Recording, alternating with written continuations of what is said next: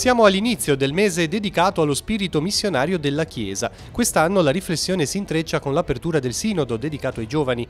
Il titolo della giornata missionaria mondiale del 21 ottobre infatti è Giovani per il Vangelo. Lo slogan è stato scelto da Missio, l'organismo della CEI, e ha una duplice lettura. Innanzitutto si evince una valenza fortemente vocazionale, in riferimento alla necessità impellente di giovani disposti a dare la vita per l'annuncio e la testimonianza del Vangelo.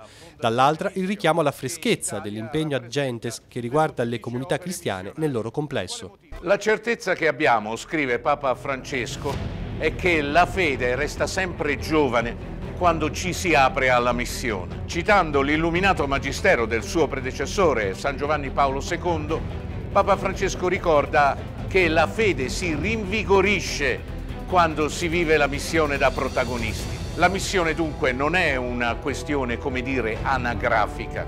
Si tratta di coltivare sempre e comunque un cuore aperto all'alterità, al mondo, un cuore capace di amare e di essere amato, affermando e testimoniando i valori del Regno.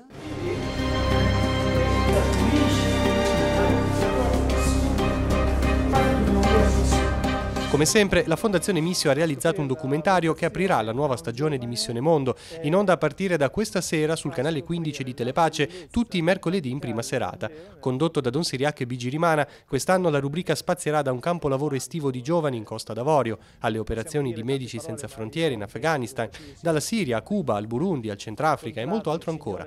E a proposito di missione che non ha età, racconteremo la storia di una signora di Lavagna di 84 anni, volontaria per un mese in Burundi.